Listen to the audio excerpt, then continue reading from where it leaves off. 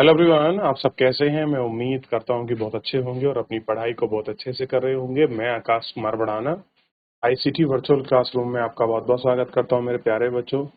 जैसा आपको पता है मेरे प्यारे बच्चों, बेसिकली हमारी आपका जो है मेरे प्यारे बच्चों 10th क्लास है और 10th क्लास में हम लोग देख रहे हैं आपका भारत एवं समकालीन विश्व की जो हमारी बुक है। लेसन नंबर 2 चल रहा है, भारत में राष्ट्रवाद को देख रहे थे। उसी में सब यूनिट थी आपका सविनय अवज्ञा आंदोलन। तो हमने फरवरी 1922 में गांधी जी द्वारा वापस लिए गए आपके जो असहयोग आंदोलन को वापस ले लिया और उसके तहत हमने देखा किस तरीके से उन्होंने वापस लिया चौरा चौरा कांड के बाद, चौरा चौरी कांड के बाद, ताकि हिंसक भीड़ पर जलियांवाला बाग जैसी कोई कार्रवाई न हो जाए, अहिंसक आंदोलन हिंसक न बदल जाए। उन सबको नजर रखते उन्होंने अपने आंदोलन को वापस लिया। इस पृष्ठभूमि में टोरी सरकार के ऊपर एक ने क्या किया, एक साइमन कमीशन को भेजा और साइमन कमीशन भारतीयों के लिए कानून बनाने वाला था और भारतीयों को उम्मीद थी कि इस कानून में भारतीयों के लिए कोई जगह हो। लेकिन असल में भारतीयों के लिए इसमें कोई जगह थी ही नहीं। सारे अंग्रेज सदस्य उसमें शामिल हो गए और सारे अंग्रेज सदस्यों का शामिल होना ही उस कमीशन के लिए थोड़ा सा दिक्कत की बात पैदा करने लगा। और मध्यम वर्गीय जो बाहर के उसको हमने देख लिया, नमक सत्याग्रह, इन सबको हमने देखने का प्रयास किया कैसे कैसे हुआ और गांधी जी ने कैसे अपने 78 वॉलंटियर के साथ 240 किलोमीटर लंबी यात्रा कैसे 24 दिन में कंप्लीट कर ली। ये सारी चीजों को हमने इसमें देखने का प्रयास किया। इन सबको हमने गौर करके देखा, लोगों को आंदोलन कैसे दिलाया जाए, कैसे कुछ किया जाए, इन सब पर हम लोग बात की और इनको देखा।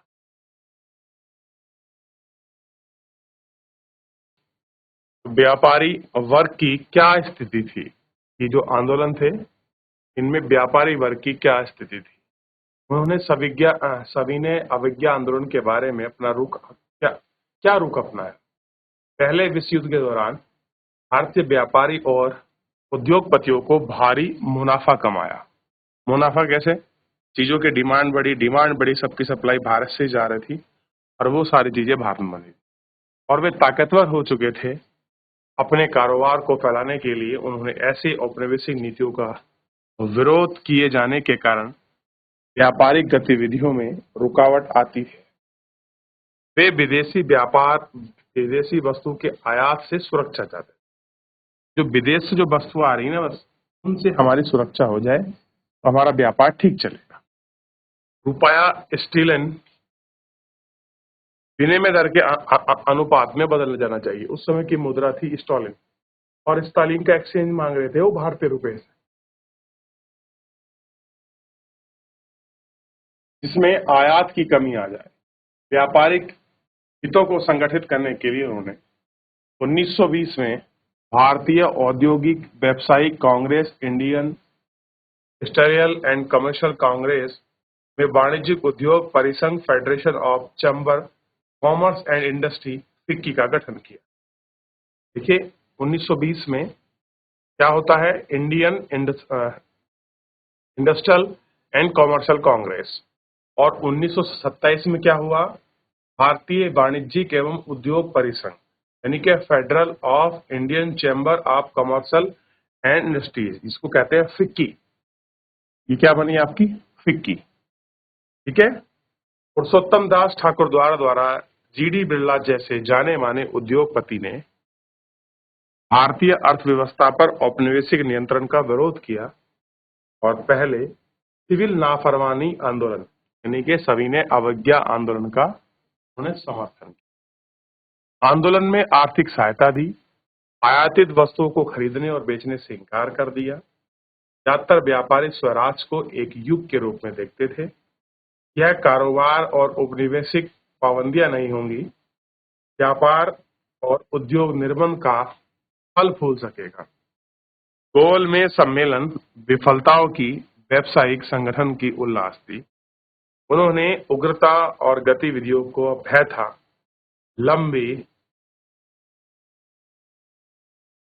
अशांति की आकांक्षा और कांग्रेस युवा सदस्य का समाजवाद के बढ़ते प्रभाव का डर भी उन्हें खा रहा था। औद्योगिक श्रम में सविनय अवज्ञा आंदोलन में नागपुर के अलावा कहीं और बहुत बड़ी संख्या में हिस्सा नहीं लिया कि असहयोग आंदोलन के दौरान लोग ये देख चुके थे।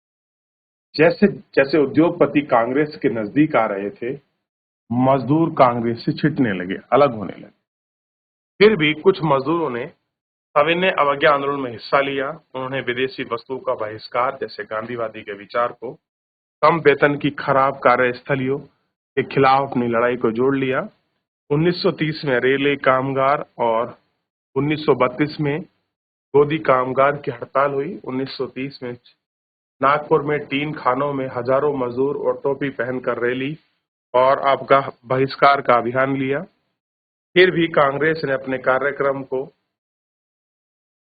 मजदूरों की अपेक्षा समाहित किया, हिचकिचाए, और कांग्रेस को लगता था कि उद्योग आंदोलन से घर से चलेगा और समाजवाद का विरोध फूट पड़ी। सिविल नाफरमानी आंदोलन को औरतों ने बड़े पैमाने पर हिस्सा।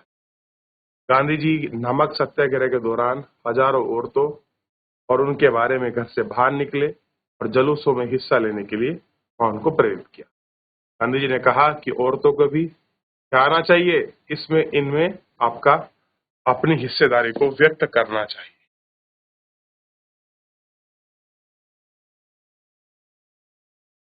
राष्ट्रवादी जुलूसों ने औरतों को भी शामिल किया। राष्ट्रीय आंदोलन के दौरान बहुत सारी औरतों ने अपनी जिंदगी में पहली बार अपने घर से बाहर निकलकर सार्वजनिक क्षेत्रों में आई और इसलिए इन चित्रों को बच्चों को गोद में लिए हुए बहुत सारी महिला, ज्यादा उम्र वाली औरतें, माओ और जुलूसों को बीच में आप देख सकते हैं।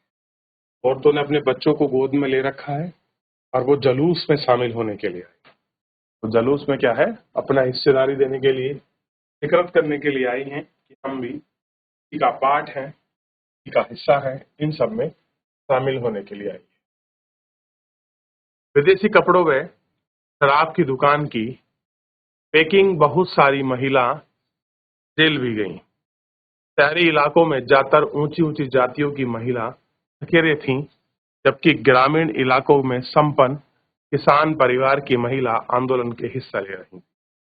गांधी जी के आह्वान के बाद औरतों को राष्ट्र की सेवा करना अपना पवित्र दायित्व दिखाई देने लगा था, लेकिन सार्वजनिक भूमिका में इनके इजाफे का मतलब यह नहीं था कि औरतों की स्थिति में कोई भारी बदलाव आने वाला है। मतलब भले ही संख्या में बढ़ रही थी, इनकी स्थिति में कोई ऐसा फर्क नहीं आ रहा था अगर ये आ भी जाएंगी तो। गांधी जी का मानना था कि घर चलाना, चूल्हा चौका संभालना, अच्छी माँ व अच्छी पत्नी भूमिका का निर्वहन करना ही औरतों की असली कर्तव्य है। बताइए गांधी जी क्या कह रहे हैं, अपने घर को चलाइए, चूल्हा चौका करिए और अच्छी तरह से आपके माँ बन के दिखाइए, यही तुम्हारा काम है। औरतों का असली यही कर्तव्य। इसलिए लंबे समय तक कांग्रेस संगठन में किसी भी महत्वपूर्ण पद पर औरतों को जो है आपका जगह देने से हिचकिचाती रही।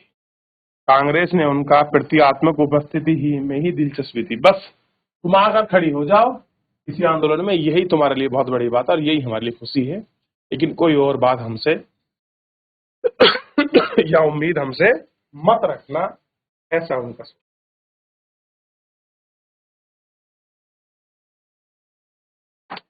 आगे बढ़ जाए। सभी ने अवज्ञा आंदोलन की सीमाएं, सभी समूह स्वराज की अमूर्त अवधारणा से प्रभावित नहीं थे। अमूर्त मतलब जो दिखाई ना दे। ऐसा ही एक समूह राष्ट्र में अछूतों का भी था। 1930 के बाद खुद को दलित या उत्पीड़ित कहने लगे। कांग्रेस ने लंबे समय तक दलितों को ध्यान नहीं दिया क्योंकि कांग्रेस रूढ़िवादी स्वर्ण हिंदू सनातनी पंथियों से डरती थी। लेकिन महात्मा गांधी ने ऐलान किया कि अस्पृश्यता, छुआछूत को खत्म किए बिना ही 100 साल तक स्वराज की स्थापना नहीं की जा सकती। कितनी बढ़िया बात है। अगर हम जब तक छुआछूत रखेंगे तब तक हम उसको खत्म नहीं कर सकते, उसको छुआछूत की अवधारणा बनी रहेगी, तब तक हम ये चीजें खत्म नहीं कर सकते। कैसे खत्म करेंगे हम ये, हमको छुआछूत को खत्म करेंगे, ये सब जरूरी है कि हम उसको खत्म करें, उसको हटाएं और हम सभी को एक समान होए। उन्होंने क्या किया? अछूतों को हरिजन यानी कि ईश्वर का जन्म बताया। क्या बताया? हरिजन यानी कि ईश्वर का जन्म बताया। इसने महात्मा गांधी ने उन्हें मंदिरों, सार्वजनिक तालाब, सड़कों, कुओं को समान अधिकार दिलाने के लिए सत्याग्रह किए, मैला ढोने वाले काम का प्रतिष्ठा दिलाने के लिए, खुद शौचालय को साफ करने के लिए ऊंची जाति का आह्वान किया। वे अपने हृदय को परिवार के अस्पृश्यता के पाप को छोड़ेंगे, लेकिन धीरे धीरे अपने समुदाय और समस्या को अलग ही राजनीतिक हल ढूंढना चाहेंगे। खुद को संगठित करने लगे, उन्हें शिक्षित संस्थाओं में आरक्षण दिए की आवाज उठाई। निश्चित रूप से यह बात ताकि वे आपके विधिया परिषद के में केवल दलितों का ही चुनकर भेजा जा सकता है। कैसे हैं? केवल हम दलितों को चुनकर भेज सकते हैं। उनका सामाजिक अपंगता केवल राजनीतिक शक्ति से दूर हो सकती है। इसलिए सविनय अवज्ञा आंदोलन में दलितों की हिस्सेदारी को काफी सीमित थी। महाराष्ट्र, नागपुर जैसे देशों में खास तौर पर दिखाई देती है, जहां उनमें संगठन में काफी मजबूती। अंबेडकर ने 1930 में दलित को दमित वर्ग एसोसिएशन यानी कि डिप्रेशन क्लास एसोसिएशन को गठित किया। इसने डॉक्टर अंबेडकर, डॉक्टर भीमराव अंबेडकर। दलितों के लिए अलग निर्वाचन क्षेत्र पे सवाल पर गोलमेज सम्मेलन में महात्मा गांधी के साथ उनके साथ काफी विवाद हुआ। ब्रिटिश सरकार ने अंबेडकर की मांग को मान तो ली, लेकिन गांधी जी आमरण अनशन पर बैठ गए। उनका मत था कि दलित को अलग निर्वाचन क्षेत्र की व्यवस्था समाज में एकीकरण की प्रक्रिया को धीमी पड़ जाएगी। आखिरकार अंबेडकर ने गांधी जी की राय मान ली और सितंबर 1932 में पूना पैक्ट पर हस्ताक्षर किए। इसे दमित वर्गों के, जिनके बाद अनुसूचित जाति शब्द से नाम से जाना गया, को प्रांतीय और केंद्रीय विधान परिषद में आर्थिक सीटें मिल गई। हालांकि उनके लिए मतदान सामान्य निर्वाचन था। दलित आंदोलन के लिए नेतृत्व चले राष्ट्रीय आंदोलन के संघ में को दृष्टि से हम देख सकते हैं। कैसे हैं? जिस दृष्टि से हम देखना चाहते हैं उन दृष्टि से देख सकते हैं। क्लियर है? तो हरिजनों के लिए गांधी जी ने क्या प्रयास किया, किस तरीके का उनका प्रयास था।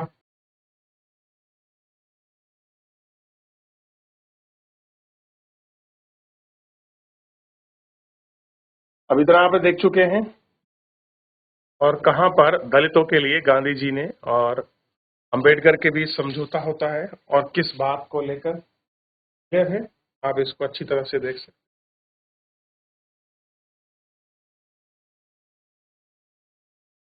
आगे बढ़ जाएं। भारत के कुछ मुस्लिम राजनीतिक संगठन में सविनय अवज्ञा आंदोलन के प्रति कोई खास उत्साह नहीं दिखा। असहयोग और खिलाफत के शांत पड़ जाने के बाद मुसलमानों ने एक बहुत बड़ा तबका कांग्रेस से कट गया, कटा हुआ महसूस करने लगा। 1920 के दशक के मध्य में कांग्रेस हिंदू महासभा जैसे हिंदू राष्ट्रवादी संगठन के काफी करीब दिखने लगी। जैसे जैसे हिंदू मुस्लिम एकता के बीच का संबंध खराब होता गया, दोनों समुदाय उग्र और जुलूस निकालने लगे। कई शहरों में हिंदू मुस्लिम संप्रदाय का टकराव और दंगे दिखने लगे। साथ ही संप्रदाय के बीच फैसला जो है बढ़ता चला गया। कांग्रेस और मुस्लिम लीग ने फिर संगठन का प्रयास किया। 1927 में एकता स्थापित हुई और सबसे महत्वपूर्ण मतभेद भावी निर्धनता प्रतिबद्धता और मुस्लिम लीग हमें दिखाई दी। कई नेताओं ने में से एक मोहम्मद अली जिन्ना का कहना था कि अगर मुसलमानों को केंद्रीय सभाओं में आरक्षित सीटें दी जाएंगी तो मुसलमान बहुमूल्य प्रांत और पंजाब में मुसलमान की आबादी को प्रतिबंधित कर दिया जाएगा, तो मुसलमानों के लिए पृथक निर्वाचन की मांग छोड़ने के लिए तैयार होंगे। प्रतिनिधि पर सवाल पर बहुत मुसाबिक बहस चली और 1928 में आयोजित सर्वदलीय सम्मेलन में हिंदू महासभा के M.R. जयशंकर के समझौते के लिए किया गया और खुलेआम निंदा शुरू हो गई और इस मुद्दे पर समाधान सारी संभावनाएं आपकी समाप्त हो। जो भी संभावनाएं थी, जो भी स्थिति थी, कैसी हो गई? इस मुद्दे ने आपकी समाप्त कर दी। क्लियर है? इस मुद्दे की संभावनाओं को और समाप्यता को हम लोग इसमें देख चुके हैं कि क्या स्थिति यहाँ रही और किस किस तरीके से ये सारी कुछ हमको दिखाई देता है। क्लियर है?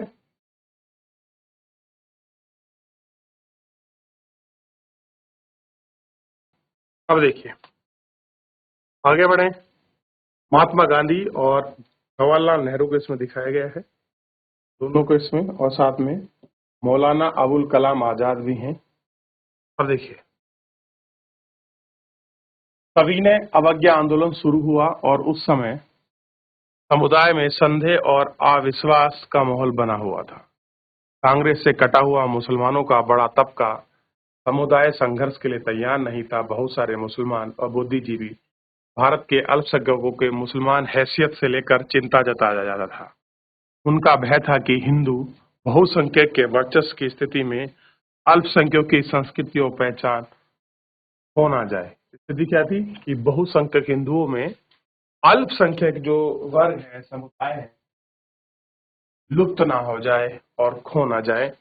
उनको ऐसा डर हमेशा ये महसूस होता रहा और ये डर उनको सता रहा था।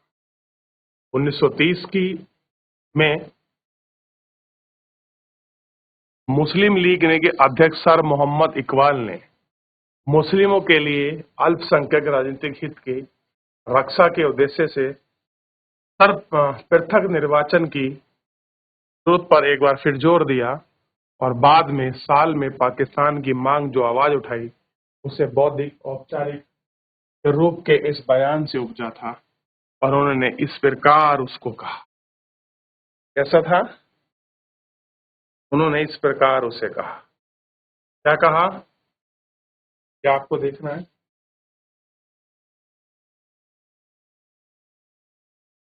क्लियर है?